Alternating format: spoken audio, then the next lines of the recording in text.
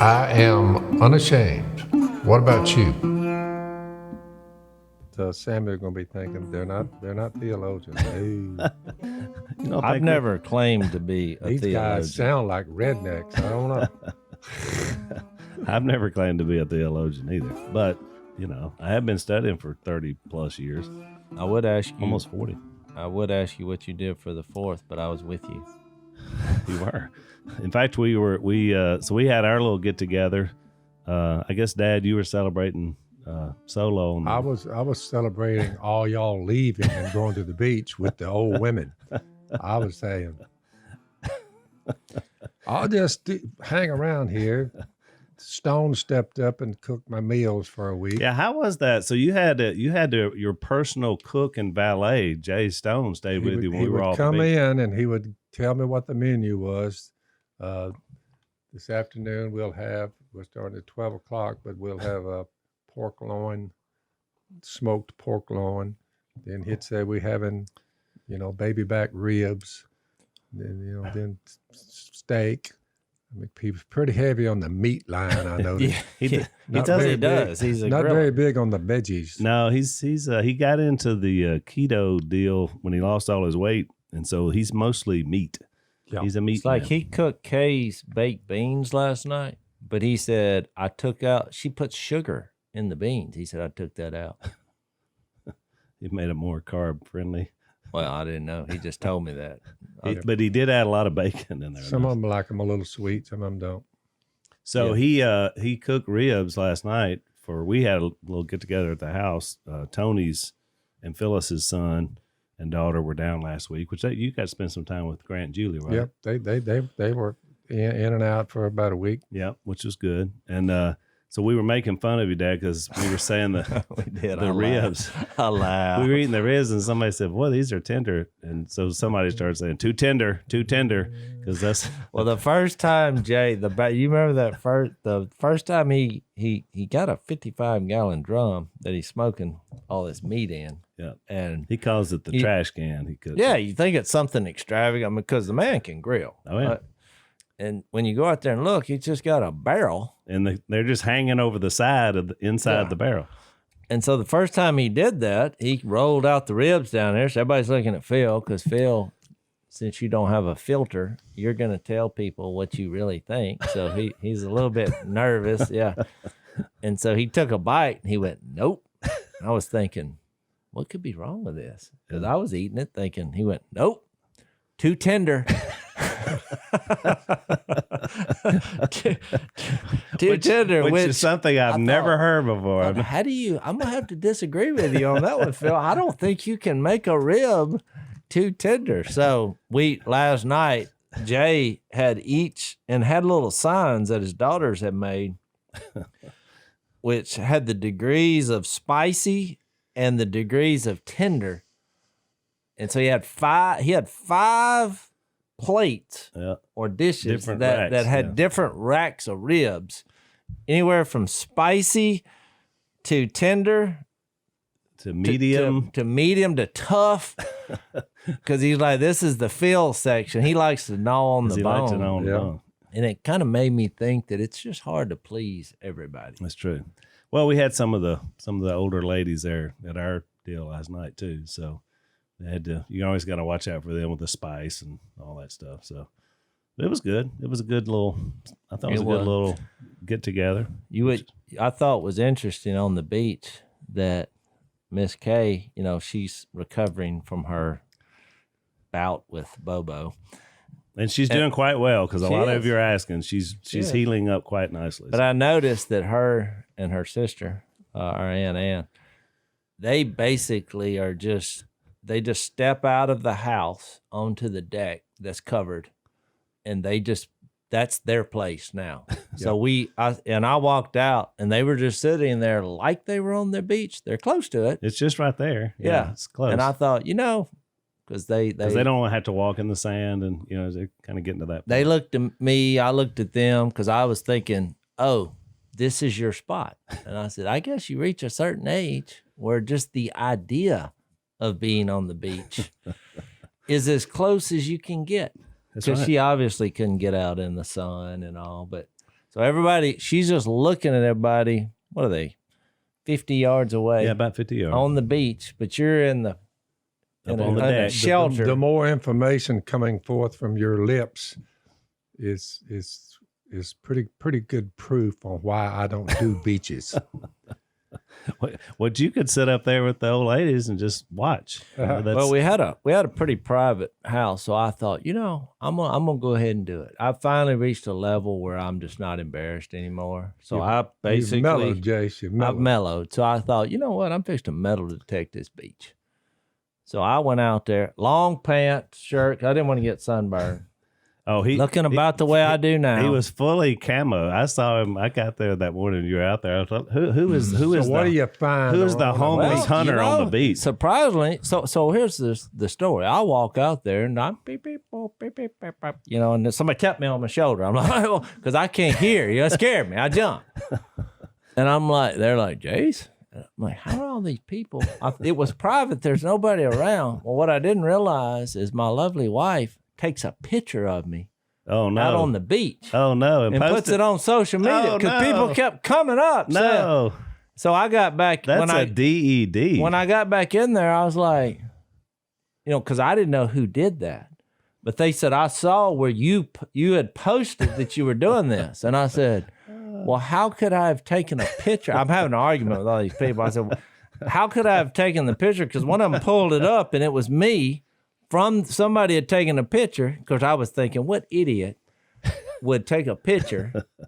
And so when I walked in, I said, what idiot would take a picture of me doing this on the beach? And your wife had to speak up. Yeah. And she said, well, I took a picture. None of these people would have known where we're at on the beach.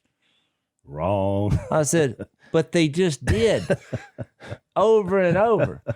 But I said all this to say, because I was having a bad attitude about it, and to answer your question, I found lots of change. I mean, lots, but nothing was old. I mean, my pockets were full. Every time I'd take a step, just clank, clank. These in the penny line, the dime Pennies, line. quarters, dimes, nickels, but nothing old. So it seems like to me there's a lot of people. You realize when you're scrounging around the beach picking up loose change, you're right there. You're right there with the, I'm pretty close. You're a 10 cup and a sign away Yep. from being on a corner. It's basically a different form of being homeless, but you could make way more change there. And so after a while, I thought I'd found a cannonball or something. I dug this 4-foot hole, but it turned out just to be a weight that you weighted down like an umbrella or something, which is a cool weight. It's in the back of my truck right now. Yeah. Of course, when you get close to the end of either Fort Morgan or Gulf Shores, those strips there's a likely chance you would find something because there was a lot going on there during Civil War. I mean, there was a lot coming into the Mobile Bay. They used to have like in World War I and II, there was a big base there to protect. Well, that's what got me out there, and I found nothing. Well, I'm sure it's been looked over. Well, right, yeah. So, but I did have a great conversation, and I wanted to mention this. So I'm on the beach, metal detecting. My wife has let everyone know in the world that I'm out there. But these 3 young youths come up there. Of course, I'm got my head down. I just look up. There's 2 guys and a girl look like teenagers just looking at me. So I shut my machine off. And I'm like, howdy. And this one guy, he said, Jace? I was like, yep. He's like, well, we thought that was you. And I was like, yeah, who else would look like this? And they said, no, we saw it on social media. I was like, oh, yeah, okay. But he said, I just wanted to come over and ask you to tell me about Jesus. I thought, now this is the kind of interaction. He was seeking another kind of treasure. Well, right. Yeah. Samuel, are you listening? And so, First Samuel? That's Samuel over there. Well, he wanted to find out. We have a guest. That came down and asked the same question. Fresh out of the river where he was baptized this morning. All right. Well, you can tell us Samuel about that. showed up early. So I started with the metal detecting and with the Luke 15, something I've done before on why Jesus was interacting with tax collectors and sinners, and he tells the 3 stories. And since I was metal detecting, and I made the spiritual parallel, God looking for us. And that was kind of he asked about Jesus, so that's what I went with. But I thought, this is good. I like for people to walk up and want to know about Jesus. Of course, he had listened to the podcast some. But I said, well, what about your life? And he's like, well, I went to high school, football player, went through all that. And he said, and basically I went to college and it was just 2 years on the party scene. That's what he called it, the party scene. I said, well, where'd that get you? And he said, standing on the beach asking about Jesus. What just happened? Yeah. What are you doing? I'm fresh out of college. Okay, yeah. Yeah.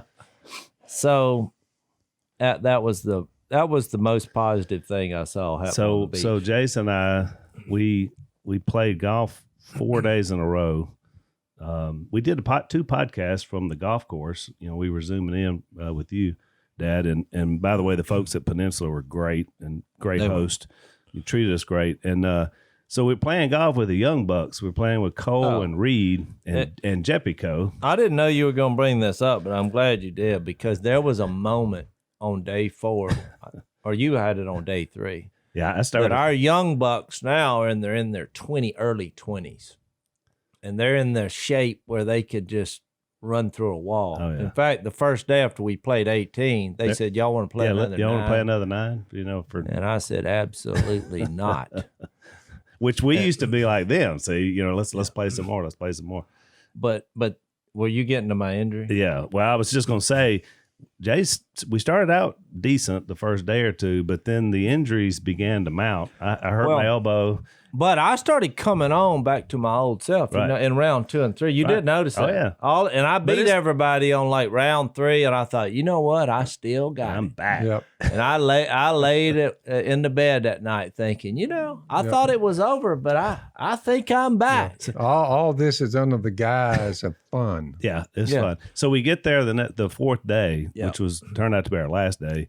And so we decided to switch up teams. We'd actually been very competitive all week, and Cole was playing really good. And so we call it, you leave it up to the golf gods who the teams are going to be. So you throw all the balls up, and wherever they land, that's who's on team. So it wound up being Reed and Cole, the young bucks, against me, Jace, and Jep, who are now the old men. And so we were like, oh, we can take these. I mean, I was injured. I actually thought it wasn't fair. Because I thought it's 3-on-2 experience, and I had been playing awesome the day before. So they showed flashes of greatness, but too immature, too trying to overpower the golf course. I thought, no, we're fixing it. So the competitive juices began to kick in, but me and Jace both were wearing down as the round went on. They were coming on strong. We're down 5 at the turn.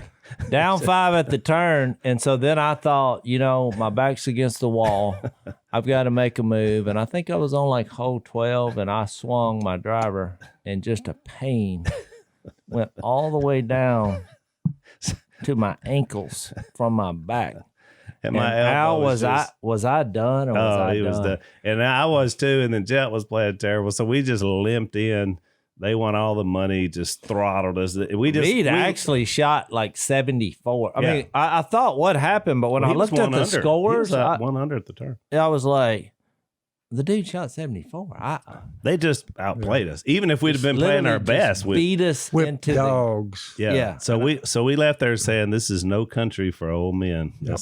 That's how we left the whole thing. It was terrible. Yeah. Old age is creeping in. It's creeping in. Let's take a break. So one of the questions we ask a lot on this podcast, because one of our sponsors is a sponsor called Home Title Lock, is can thieves really steal your home's title? So they've got a testimonial from a thief who stole over 150 homes and was sentenced to 25 years in prison because he was stealing the title, and then he was, basically taking loans out, and your home, you lose it, it's gone. So this is why you need Home Title Lock. Listen to what this guy has to say. Nobody thinks that I can take their house and borrow against the house. No, I have title insurance for that. No, it's in my name, or he would have to get some special document. They would call me. Nobody's calling you. After I've stolen the title, borrowed against it, or sold the property, or done whatever I've done with it, it's 60 to 90 days to even figure out that they're the victim of this crime. By that point, you start getting foreclosure notices, and you realize you've got 4 mortgages on your house. Not only that, you don't even own your home anymore. It's not even in your name. So this is why you need to go to HomeTitleLock.com, register your address, make sure you're not already a victim, and enter the code RADIO for 30 free days of protection. That's HomeTitleLock.com, register your address, enter the code RADIO for 30 free days of protection. You got to make sure you still own your home. Well, it made me think what's interesting now is that, old age, we joke about it. We make fun of other people because we laugh, in our family, we tend to laugh at other people's misery, and it, for some reason, we don't find it offensive. It's funny. Yeah.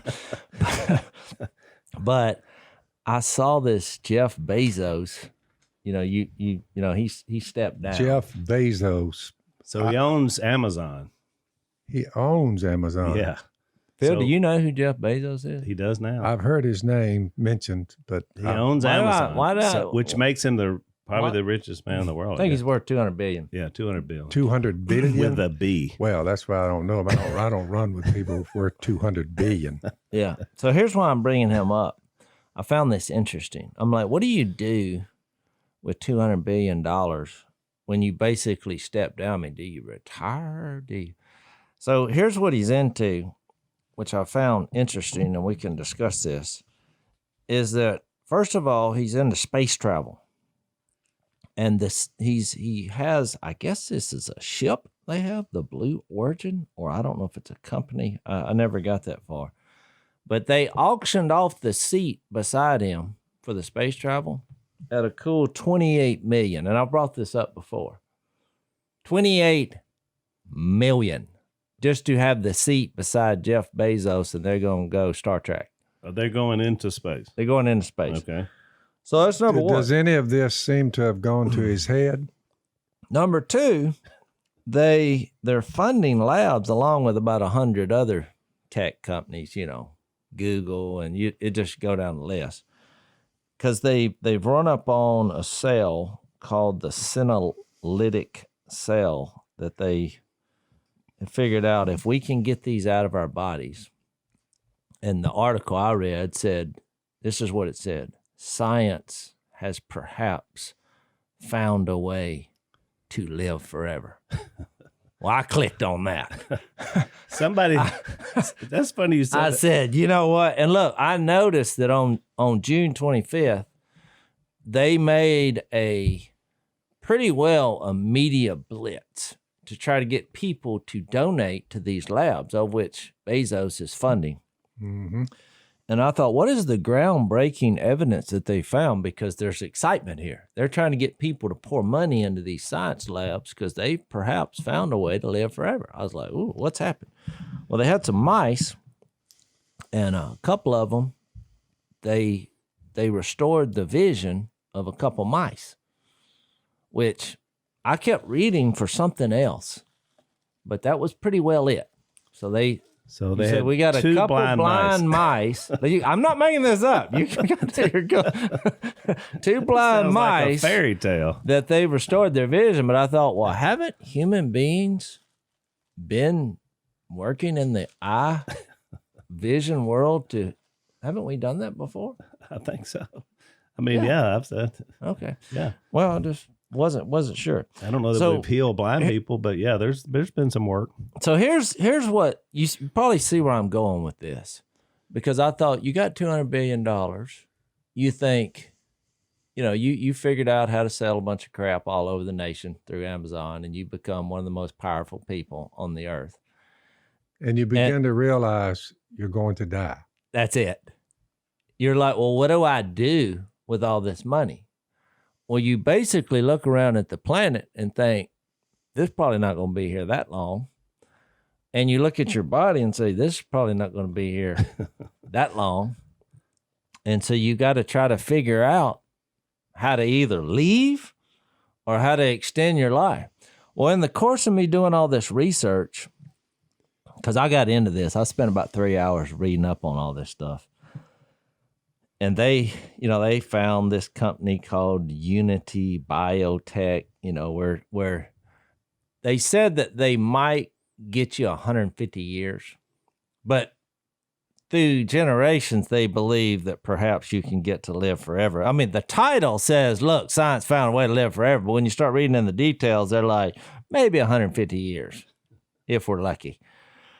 But here's what I found fascinating. And this is what I want to get y'all's attention on. I told Al before we started, I said, I want to get your attention on this, because throughout the message boards on this media blitz about science finding the way to live forever, you know what surfaced?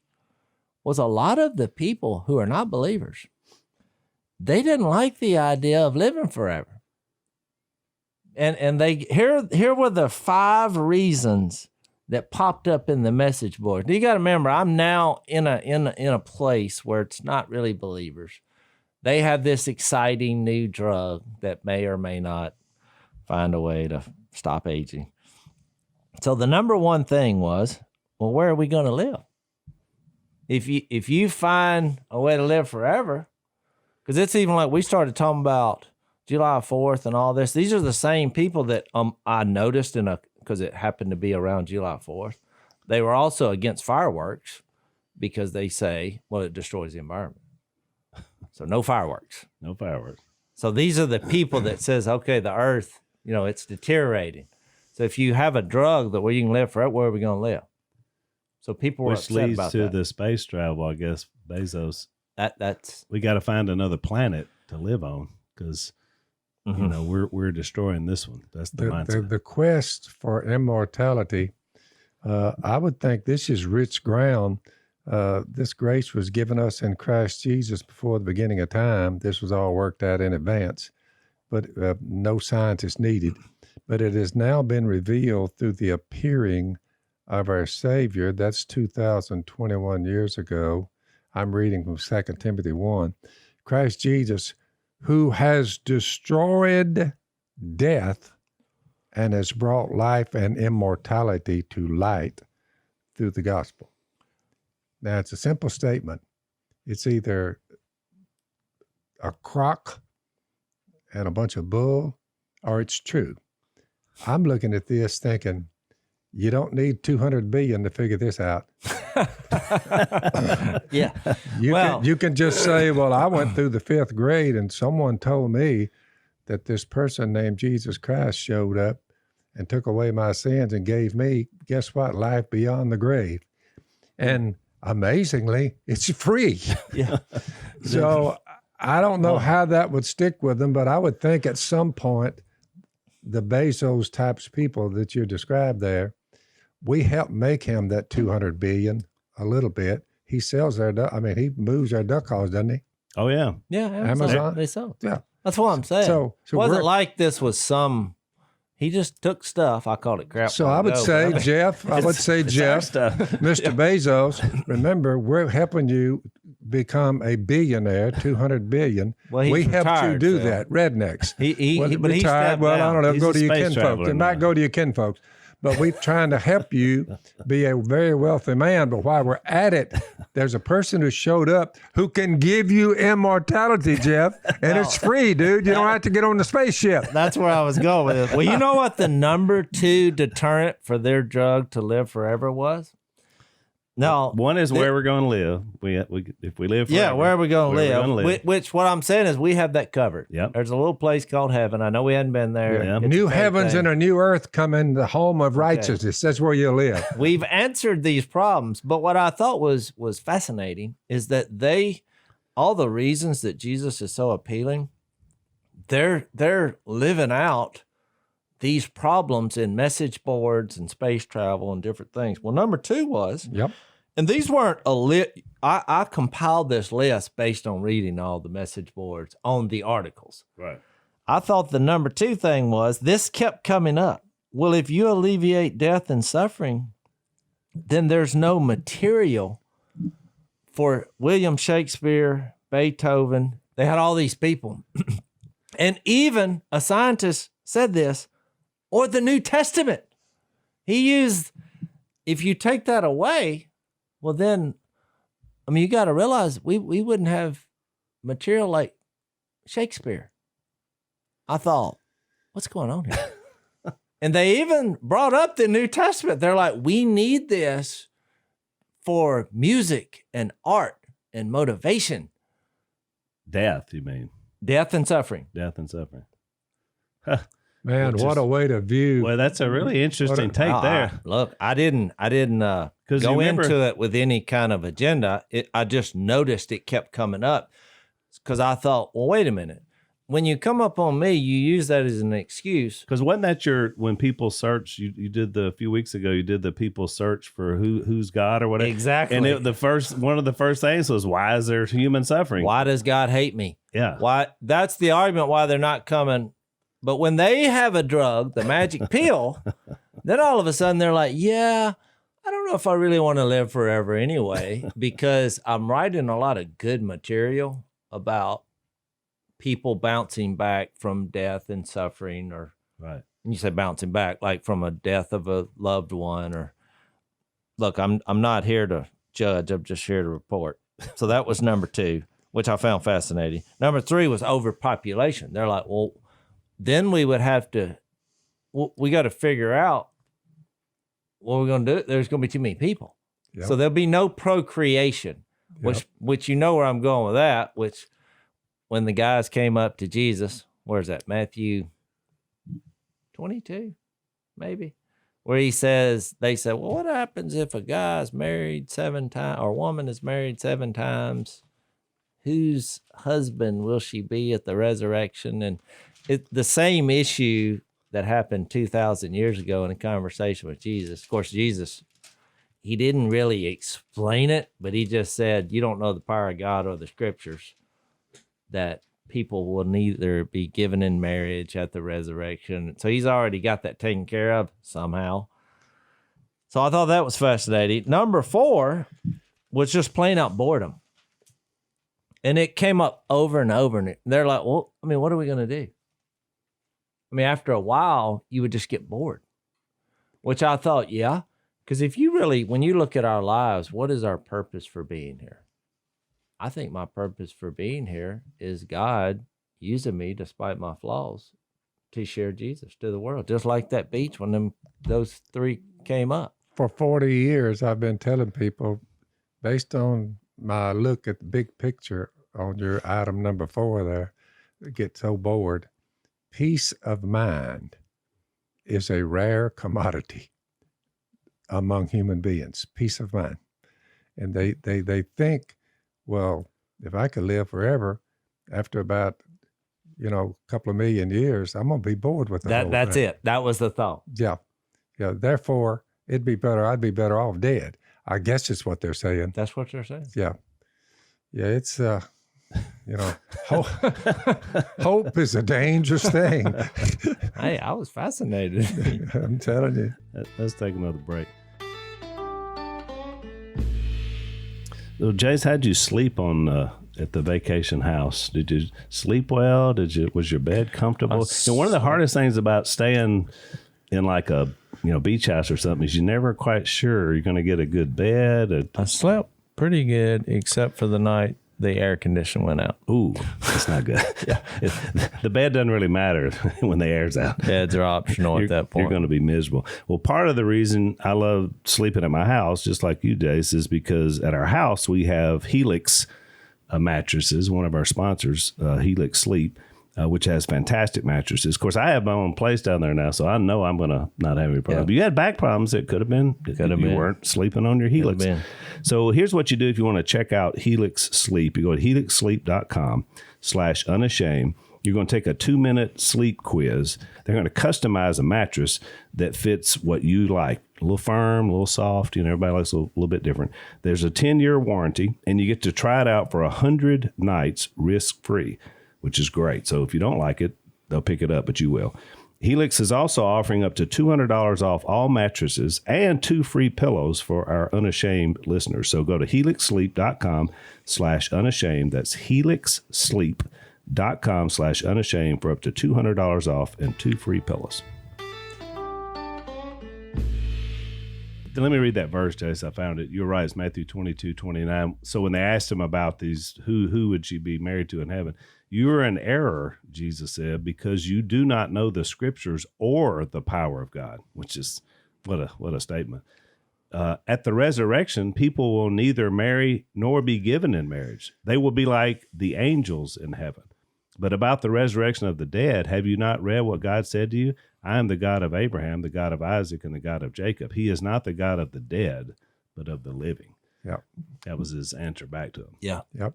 You don't Even understand. though they supposedly had died in God's eyes, he said, no, they're That's not right. dead. They're still Exactly. alive. Which is really the whole point about this, Jace, is that we understand the process of eternal life actually begins once we die to sin. Even though we're still going to face physical death unless he comes back first, the process has already started.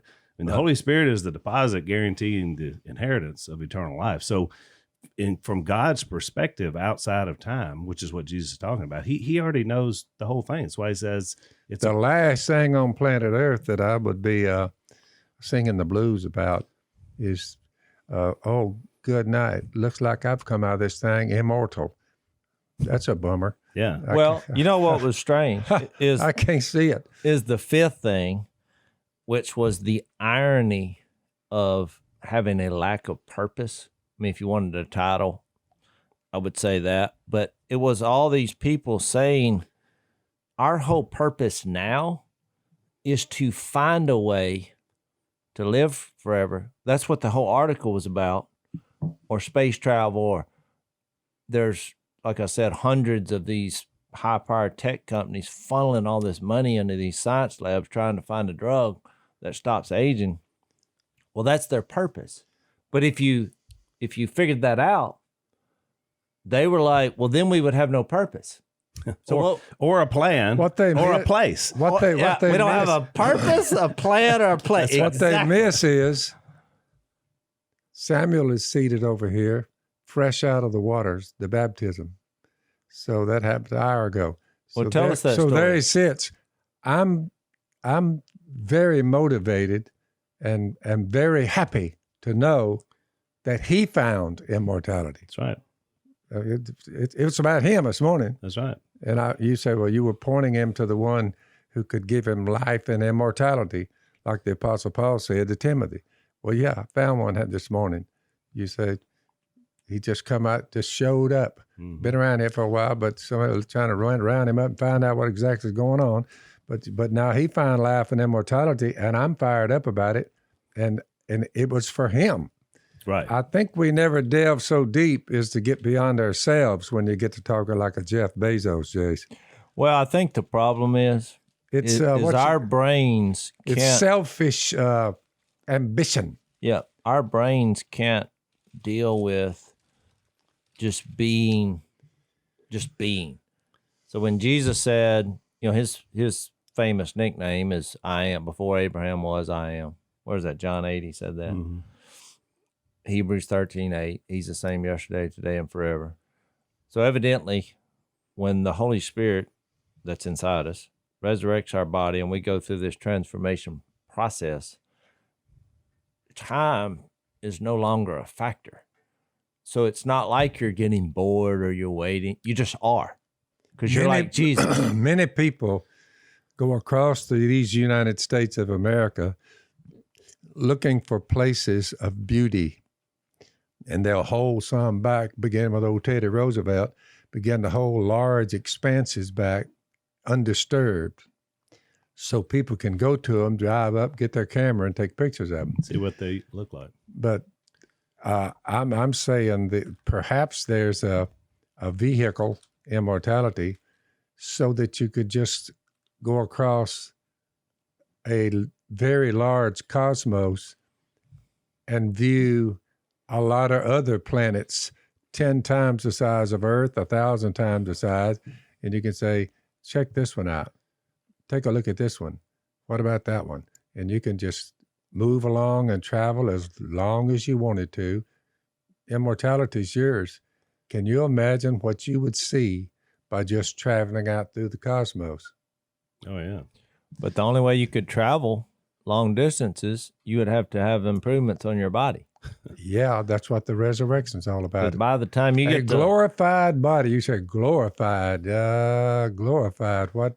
It's a dimension that's a whole nother If dimension. you had the power to just go through doorways and called dimensional, we talk about 3D. I think they've identified now 12 dimensions now. Yeah. But there's way more. Yep. And so you can just step into here and you show up somewhere else. It's the science fiction. I personally think it would be a pretty good bunch of fun. Oh, yeah. I wouldn't mind it. Just taking a little zip around the, Around the cosmos. around the cosmos, see what's happening. Let's take another break. But one thing that's interesting, Jay, to your point, which is excellent, is that God said he did have a plan before he created it. So from a biblical perspective, there was always a plan, Yep. which then gave mankind a purpose Yep. from the beginning on. And there's a place. He said, I got it covered. So all the answers they don't have for trying to increase this lifespan, he already had laid out. Yeah, that's what I found fascinating is one of their rules that got, or foundations that started this venture, is that they found like a turtle or a shark that was 400 years old. And they're like, well, the way they put it was the law of biology is not applying to this shark or this turtle. This thing's 400 years old. So if that's possible, then so they're studying the shark and the turtle thinking, well, there's something in their cells. So what they're looking at, What gave him 400 years? That's right. And so they're like, let's test this on these poor mice because, a lot of them they're just killing. Because they're like, well, that didn't work. Get some more mice. Oh, we healed too. They can see. We're on to something. But I thought it was pretty barbaric and brutal that, they're killing a lot of mice during these testing procedures. Which what happened to all this? Oh, we're just one big creation and happy la la land, but they're trying to find that different avenue, which to finish my point, which I think is God's way in through creation to show us that, yes, there is. Since he's a creator, you do see things that doesn't make sense about life. And you're like, oh, there's possible if you can find the creator. See to it, Paul told the Colossians, that no one takes you captive through hollow and deceptive philosophy, which depends on human tradition and the basic principles of this world rather than on in Christ. So you read that and you say, there's a lot of hollow and deceptive philosophy floating around out there, Al. It's a train load. Well, so the Bible deals with age span, because when you read the first 6 chapters of Genesis, the early people, and I think it's because whatever they were eating in that fruit supplied them with like superhuman genetics that allowed them, because the animal world lived too. 1,000 years. The animal world too. Right. Everything lived longer and grew bigger. So they're living 900 plus years. Well, then the flood happens and we get back down and we reboot the earth with one family. Yep. And God says, all right, we're not going to have the low lifespan anymore. Now it's going to be about 150 years, most of those patriarchs. Yep. That's how long Abraham lived. That's Noah lived about 150 years, which is kind of interesting that's the number, Jace, that they're saying they can get back to. Yep. But then you read along in Psalms and God said, no, it's too long. We're going to cut it back some more.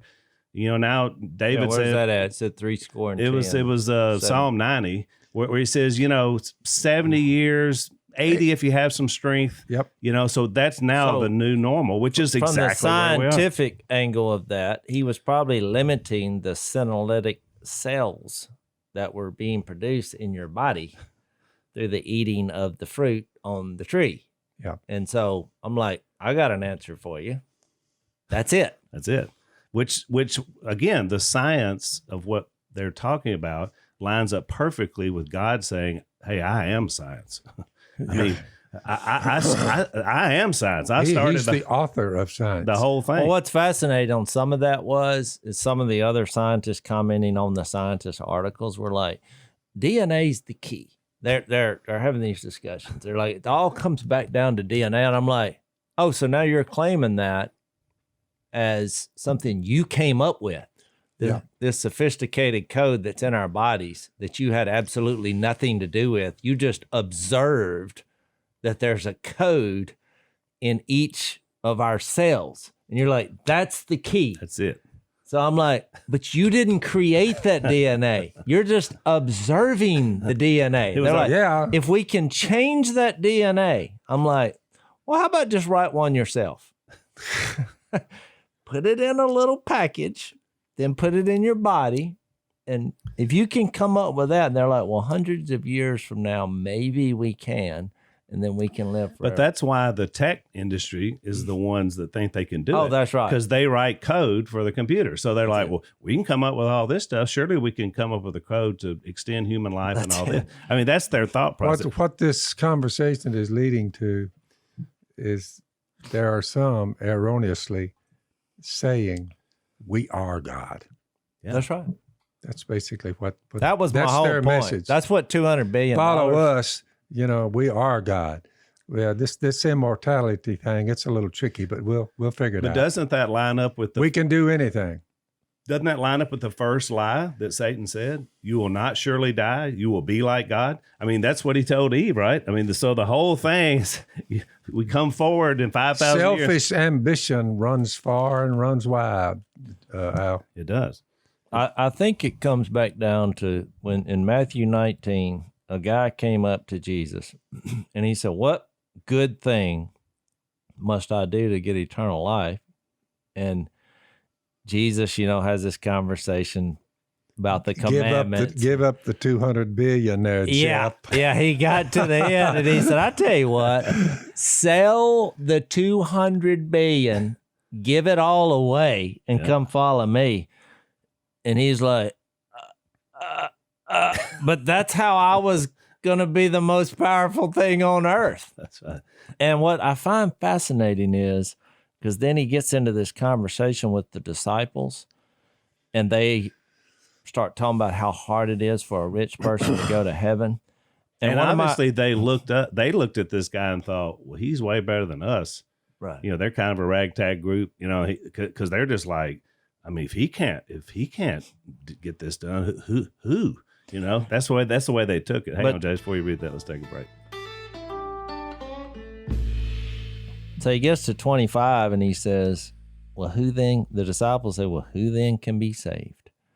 Jesus looked at them and said, this is Matthew 19:26, with man, this is impossible. But with God, Jeff all didn't things, get the memo. Yeah, but with God, all things are possible. And I think what you just saw in the science world and the technology world and the rich person world, $200 billion rich, they're trying to pull off the impossible. Literally. And I didn't fabricate any of those stories. That's what the man's doing right now. Yeah. He's going to travel space and we're going to cure old age. Well, I looked it up, Jase. So this on the Scientific American, here was the title. It's just what he said. But listen to how generic. Humans could live up to 150 years, comma, new research suggests. I mean, that's new research suggests. So, And I read the research, but look, a lot of the articles, because they do the same thing in the media, it's like when you whisper to somebody in a classroom, like, we can live forever. And you do that around the paragraph. It's you don't need God. Yeah. But by the time you get to the end, everybody whispers to each other. By the time you get to the end of it, you got a person stand up and says, science has found the cure for old age. That's right. So there's a picture attached to the article, and it's of an old French woman. Her name was Jeanne Chalmy, and she's smoking a cigarette, and she's drinking a little glass of red wine, and it says on her 117th birthday. So there's a picture. She lived to be 117. In this picture, she lives 5 more years, 122. She's the record holder for the longest lifespan, at least I guess since they've been keeping up with it. So she did it by smoking a cigarette and drinking a glass of red wine every day. Life is full of turns and twists. I mean, I don't know that, science is going to get us to that point where we say, you know what, all I need to do is smoke a cigarette Well, and drink a glass of wine. I'll make a bet with y'all, myself included, and you can throw old JB into a Jeff Bezos, whoever he is. You can throw him in the mix, and you say, I tell you what, Jeff, when you get to be 100, send us a memo. That's right. Just when you reach the 100 mark. Yeah. Because, you got 200 billion. You got it figured out. Right. DNA, rewrap some, do the cells and all that stuff. You say, get back with me when you're 100 and tell me how you feel. Remember about, 30 years ago? The big thing was if you cut off your head and freeze it, put it in some kind of, cryogenic freeze, and then one of these days somebody will figure out how to That's keep not you 30 years ago. That's like 3. There's still because those things popped up also. The thing keep you about 32 degrees. A lot of them have tried it. When medical technology catches up in another couple of 100 years, they'll thaw you out, give you a few spare parts, jumpstart you, and you'll rock on. Well, now the big thing is if you can make it till 2050, if you can preserve your body, till then, they're like, we're pretty sure pretty sure suggest that we can put robotic parts. Of course, but you're going to have to replace everything with robotic parts at that point. I would just simply say playing God is at best quite the endeavor. There was a animated show. There is an anime show, I guess still on, called Futurama. I used to watch, and it was the setup was it was set in like 2000.